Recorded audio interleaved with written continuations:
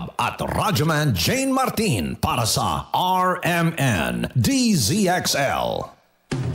Nagbabalik ang unang radyo, Unang Balita. Kakasama ho natin si Attorney Domingo Cayosa. Siya po ay isang eksperto sa constitutional law, eksperto po sa ating saligang batas at dati rin pong Pangulo ng Integrated Bar of the Philippines o IBP.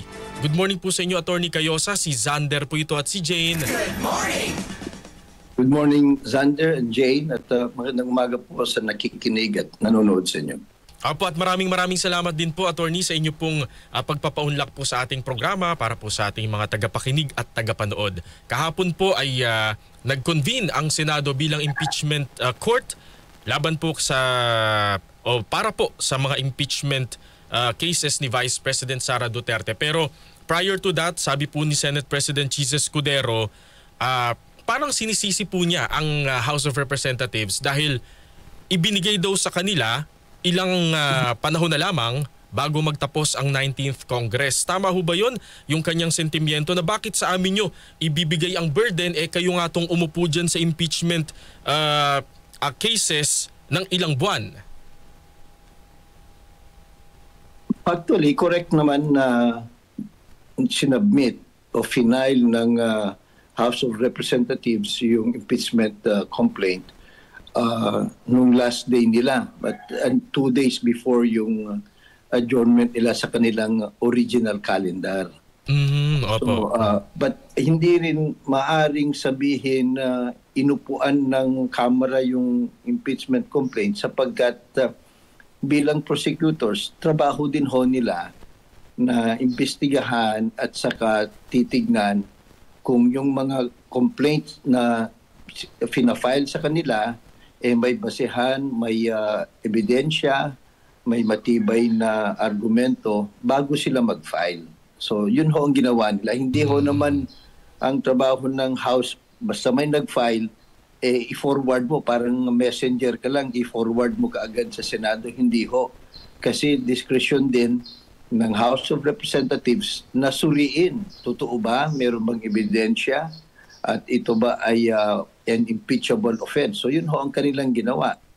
Pangalawa, sunod-sunod ho yung nag-file. So para po simple na lang, o kaya para to be fair to everyone, kinonsolidate na lang nila. At sila na lang mismo ang nag-file ng articles of impeachment na hango dun sa iba't ibang complaints na natanggap nila. So may rason ho naman yung nila. Hindi lang malinaw kung bakit last few days na lang ng Senado. So factually correct yung sinasabi ng Senate President. Kaya lang hindi na magandang rason yung blame game, diba? Tama. Nasa kanila na yung bola, kumbaga. Tapos na ang Kamara, handa na sila, nagawa na nilang trabaho nila. Hindi naman rason yan na i-delay o i-dribble ng Senado dapat yung complaint. So, nandiyan na ho tayo. Maganda na umusad after how many months. Daming mga puna, mga suggestion, mga clarifications at pressure sa taong bayan at iba't ibang sektor. So, maganda na rin na nasimulan na nila at nakikita ho naman natin mas naliliwanagan tayo. Maganda na naririnig natin mismo ang ating mga kagalang-galang na senador na magdiskusyon tungkol dito sa impeachment case na ito. Good morning, Attorney. Meron pong sinasabi na dapat sa loob ng 1 taon, isang impeachment complaint lang ang dapat na ma-file sa parehong opisyal, yun nga po, sa loob ng 1 taon. Pero dito po sa House, parang 3 impeachment case po ata yung na-file. Dito po ba wala ho bang nalalabag na batas? Hindi ho ba ito labag sa konstitusyon? Sa aking paningin, wala. Hindi ho sabi yung one impeachment case in 1 year. Yan ho ang utos ng 1997 Constitution. Nasa Constitution yan na kung sakasakaling may impeachment charge, minsan lang sa 1 taon. So kung hindi magtagumpay ito, o kaya meron pang iba na charges, di maghihintay after 1 year kung hindi pa natanggal yung opisyal. Pero balikan natin yung nangyari sa House of Representatives. malinaw ho kasi sa interpretasyon ng Supreme Court at sa mga rules nila na yung pag-file o pag-recognize ng isang impeachment charge ay yung pag-refer to the Committee on Justice ng House of Representatives at yung pagbobotohan ng at least 1/3 sa kanila na ito ifa-file nila. Kasi ang magfa-file hindi ho naman yung complainant yung Kamara.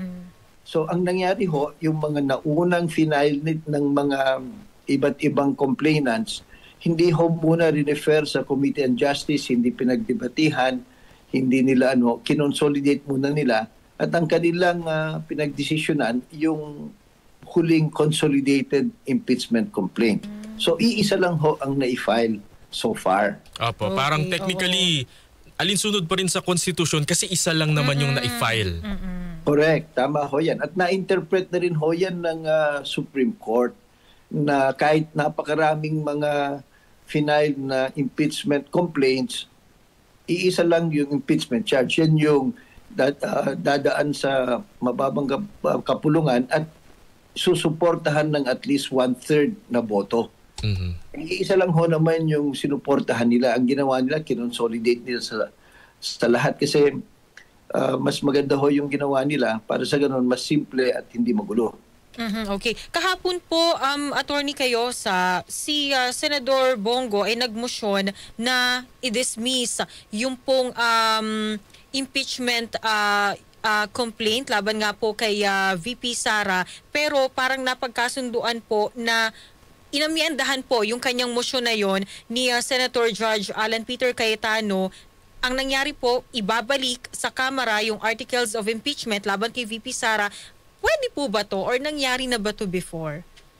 Yung hindi pa nagsisimula ang impeachment trial, i-dismiss mo na, mukhang bawal ho yun sa konstitusyon. Sapagkat ang mandato ng konstitusyon, once na natanggap ng Senado ang impeachment charge, trial shall forthwith proceed. So ibig sabihin sa Tagalog, nung tinagalog ang ating konstitusyon, agad na didinggin, itatry yan. So yung dismissal ho kasi, hindi mo na pakikinggan na magkabilang panig, i-dismiss mo na lang. So mukhang walang puwang yung ganun. At ang i-correct lang natin, ang nag-file ng motion si Senator De La Rosa. Ang nag-second demotion si Senator Bongo at nagsalita pa si Senator Amy Marcos na sa kanya dapat i-dismiss na rin outright.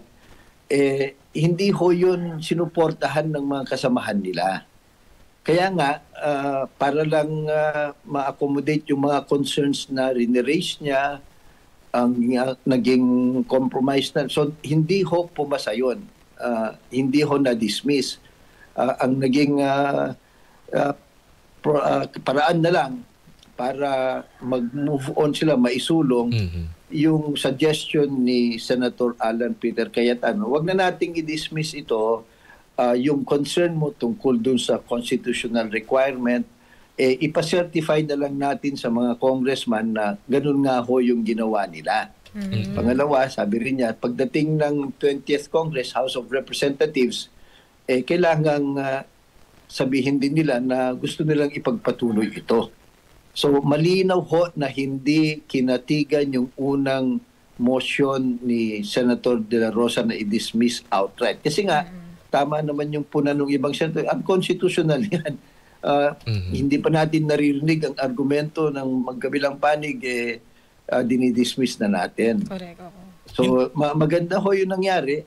Nagkaroon ng accommodation at ganun ho naman yung collegial body. Kung pwedeng gawin o kaya yung ma-meet yung objective without necessarily violating the Constitution o kaya necessarily dividing the House o magkaroon ng consensus, ganun ho ang nangyari. So malinaw na tuloy ang impeachment charge, babasahin ng sakdal ngayon, tapos diyan ay pagsasagutin na ang Vice Presidente habang hinihintay nila kung yung House to certify na yung constitutional prohibition ng one impeachment case in 1 year yun ho naman ang nangyari. So sasabihin lang yan ng House na ito nga nangyari kasi yung naunang 3 complaint, hindi naman namin refer sa Committee on Justice, hindi namin pinagbotohan, kinonsolidate namin, ito na yon. So napakasimple, baka nga ngayon, last day of session, baka sasagutin ka agad ng House of Representatives kung talaga gusto nila na mabilisan to. But whatever, habang hinihintay yon, tuloy pa rin yung impeachment case. Kaya ngayon kaya din yung iba na umaangal, madidelay na naman. Hindi na tama ito. Na-pacify ho sila nung clarify nila on record na hindi ito madidelay, tuloy pa rin ang ating proseso. So makakapag-utos pa rin ng ang Senado ng mga orders para sa ganon, pagdating ng 20th Congress, marami ng mga napasadahang mga issues at yung talagang trial proper na ang gagawin. Kasi 'di ba, hindi pa nga nagsisimula yung impeachment trial. Actually, hindi pa nga po nakapag-convene ang Senate. Talagang may mga resolusyon na file para i-dismiss, 'di ba? Ito pong impeachment complaint. Pero pagdating ho sa proseso, ang tamang proseso ay idaan ho talaga dapat sa trial ng Senate Impeachment Court. Tama ho yan. At mukhang nanaig ho naman yung argumento niyan at yung malinaw na intensyon ng konstitusyon. Magpapasalamat naman tayo dun sa mga senador na nagsalita at sinasabi, hindi pwede yan, unconstitutional yan. So magandang pangitain yung ganon na ang karamihan sa kanila sumusunod pa rin sa konstitusyon. Naintindihan natin yung mga talagang pro-vice president, mga tauhan nila ito dati o kasamahan nila, naintindihan natin yung kanilang attempt. Pero hindi ho nagtagumpay. Tuloy pa rin ang impeachment case at eventually darating sa hearing stage ito. Opo. Nabanggit nyo na rin po yung hearing stage, Attorney Cayosa, kasi parang depende ho sa kausap na eksperto Kayo po bilang constitutional law expert, ano ho ba? Pwede ho ba talagang tumawid from 19th to 20th Congress? Kasi pag ibang kausap mo, sinasabi na hindi pwede, kailangan daw i-refile pagka natapos ang kasalukuyang Kongreso. Kahapon po, sinabi ni Senador Risa Hontiveros na for the past 200 years, yung, alam niyo po yun, yung impeachment trial ng iba-ibang mga officials of the government ng Estados Unidos, sa Europa, hindi napuputol. Kumbaga po, hindi ito natatapos sa isang kongreso, i-refile, hindi raw po ganon. Pero depende nga ho sa kausap, ano ho ba talaga? Tatawid po ba sa 20th Congress ang impeachment trial kay Vice President Sara Duterte? Hindi ho ito opinion, no? Kaya usapan. Malinaw po yung konstitusyon.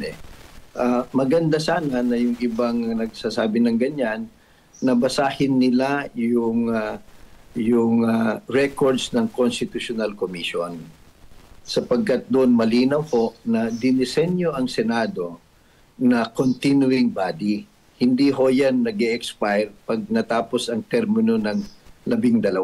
Kaya nga ho ginawa na doon sa 24 na senador, hindi sabay-sabay ang eleksyon. Kalahati noon mag-elect and then after 3 years yung kalahati mag-elect. Why is that? It is really designed like in many other countries na bicameral system at presidential para tuloy-tuloy yung Senado. At so malinaw ho yun. Kung titignan natin yung records nung pinag-uusapan at nagdedebate sila tungkol sa nature of the Senate, malinaw ho na sinabi ng sponsor at mga at napag-agrihan nila that the Senate is a continuing body. Pangalawa, titignan din ho nila ang napakarami ng desisyon ng Supreme Court na kung saan in-examine nila ang nature of the Senate at yun nga ho ang sabi ng Supreme Court na the Senate is a continuing body. Hindi ho nag-e-expire ito kasi magre-retire or mag-e-end ang term nung 12.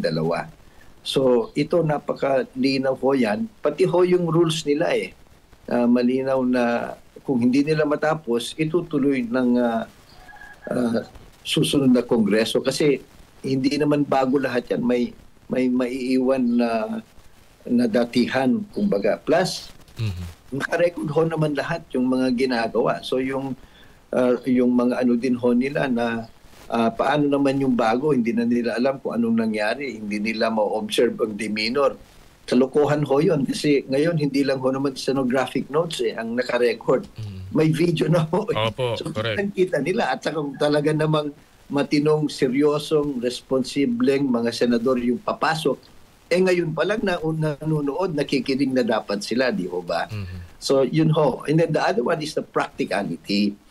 Ang wisdom ho dyan is, kasi kung yan mag-expire, matatapos, madidismiss pag tapos na yung legislative calendar ng isang kongreso, ang gagawin ho nung sinasakdal, di magdi-delaying tactic ho yan. Hanggat matapos ang termino, tapos hindi makakalusot na naman siya, yung magre-refile na naman.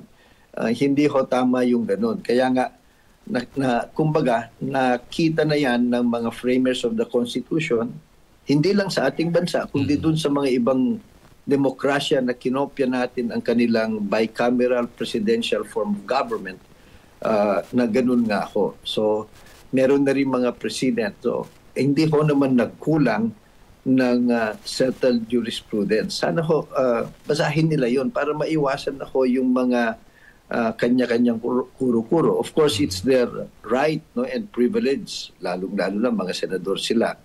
Kaya lang, intindihin ho sana nila na yung anuman ang sinasabi nila, anong gustong gawin o mga opinion, dapat ho, we are all subject to the clear mandates of the Constitution. Opo. Ito hong tanong na to medyo mababaw lang naman po, no? Nabanggit nyo rin kasi yung mga misdemeanor. Yun hong hindi pagsusuot ng robe. Ayan, as a senator judge, ito ho ba ay tama lang ho ba? Tapos yung mga kagaya po nung muntik pang manghamon ng away kahapon na, o ano, yung mga ganyan po, attorney? Yung pang-aaway, wala akong lugar yan sa ganyang mga kagalang-galang na kapulungan, di ho ba? Pero naiintindihan natin, mataas ang kanilang tensyon at gusto nilang ipakita siguro yung kanilang kagalingan o katapangan o kaya katapatan dun sa tinutulungan nila o kaya kinikilingan nilang partido.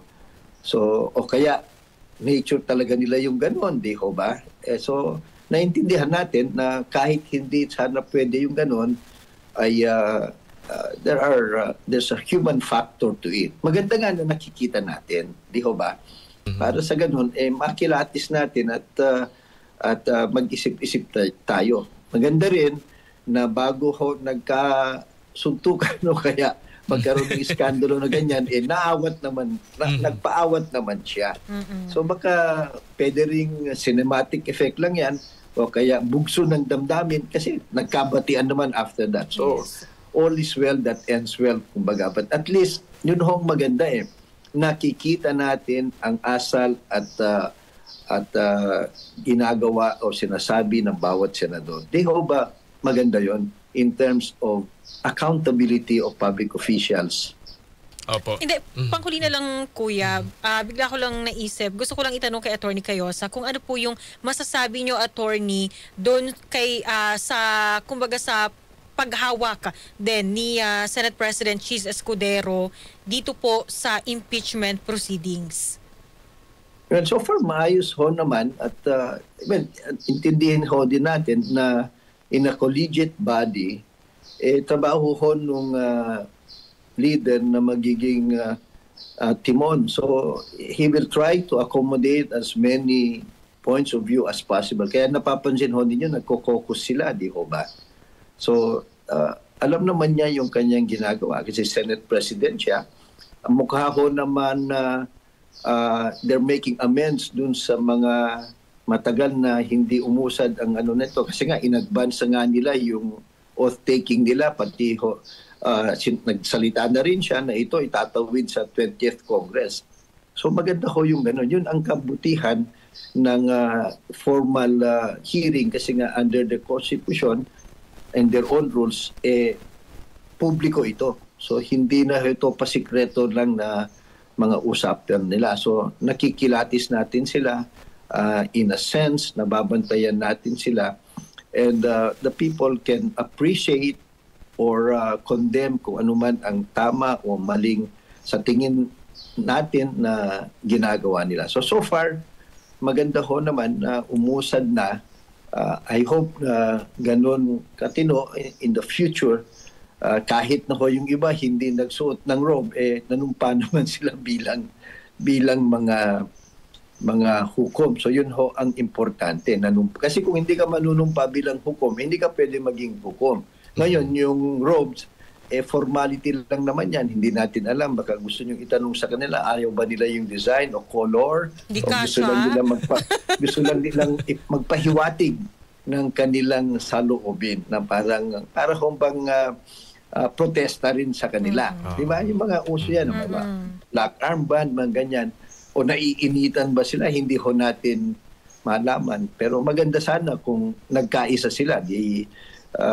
Kasi may symbolism din ho yung robe na yan. Of course, it is not absolute requirement. Baka allergic sila dun sa tela, hindi natin alam, di ho ba? Or kaya gusto lang ipakita dun sa kasamahan nila na ibang aming kaisipan, dapat walang impeachment. Kasi yun ang sinasabi nung iba noon pa eh. Yun sana maiwasan. Yun ang medyo downside nito, na kahit sana ganun ang iyong paningin, kailangan pakita mo sa taong bayan na ready kang maging hukom at makiisa dun sa collegial body.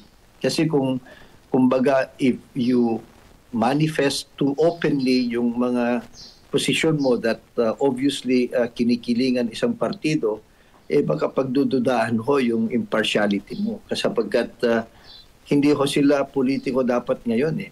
Dapat sila hukom. Nandun din sa rules nila yan. Di ho ba? Na when they sit as senator judges, they should set aside their political affiliations or yung mga political preferences. Dapat tignan nila ang ebidensya, makinig sa argumento ng magkabilang panig, and accordingly decide. So, yung politiko ko sana medyo back burner lang yan. But sa ngayon, mukhang sa umpisa pa lang, yung iba, iilan lang naman sila, pinapakita na nila ang kanilang political color. So we hope that will lessen as the evidence and the arguments are heard. Opo. And with that, Attorney Domingo Cayosa, it was very nice po to hear your insights as an expert. Nagpapasalamat po kami ni Jane at sa atin pong kapakanan na rin po ng ating mga tagapakinig. Maraming salamat po sa inyo, Attorney Cayosa. Thank you, sir. Maraming salamat. Magandang umaga po sa lahat. Mga kasama si Attorney Domingo Cayosa, isang constitutional law expert at dati pong presidente ng Integrated Bar of the Philippines. Ayan na, sinabi niya hindi ito opinyon. Nasasalig sa pinakamataas na batas sa ating bansa. Di ba ang ating konstitusyon? Hindi yan, ang Senado ay continuing body, hindi yan porket tapos na tayo eh. Refile nyo na lang, refile nyo na lang next sem. Parang ganun, di ba? Parang di ba? Parang ang tagal nilang pinagdebatehan yan kung kailangan bang tumawid or hindi dapat tatawid. Pero malinaw, may mga senador na sinasabi nila na itong impeachment trial ay hindi siya kagaya ng mga panukalang batas. Na kapag ka hindi na-approve bago matapos ang Kongreso, kailangan i-refile ulit kung gusto pa rin i-push. Hindi na yun saklaw ng kanilang legislative functions. No? Yung pagka magpa-file ka ng batas, pag hindi na pagka inupuan this Congress, re-refile mo next Congress. So yun, no? Kaya nga raw 12-12 ang inihahalal natin para continuing. Kagaya rin sa lower courts, di ba? Halimbawa namatay yung judge. O wag namang namatay, nag-retire na lang o lumipat ng ibang branch. Ayan. Yung pumalit na judge, diringgin niya pa rin yung mga nakabinding kaso sa kanya. Tsaka sabi nga ni attorney, kung nung unang panahon, stenographer ang naku, yan pa man din ang inaral ko nung high school. Diba? Nung high school. May video diba, na. Stenography. May stenographer pa rin naman na nagsusulat at nagta-type-type. Merong ibang typewriter ang parang pang stenography eh. Para shorthand, ganun. Pero ngayon may video na at napapanood natin ng live. So yung susunod na senator judges, yung 12, Saan ka ba, alam mo yun, parang nasaan ka nung nagsisimula itong impeachment trial? Pinapanood ba nila? Ewan ko, baka nasa Malaysia. Nagbabakasyon pa, nag-enjoy pa bago daw commercial muna. Sige, maraming salamat po kay Attorney Domingo kayo sa magbabalik po ang Unang Radyo, Unang Balita.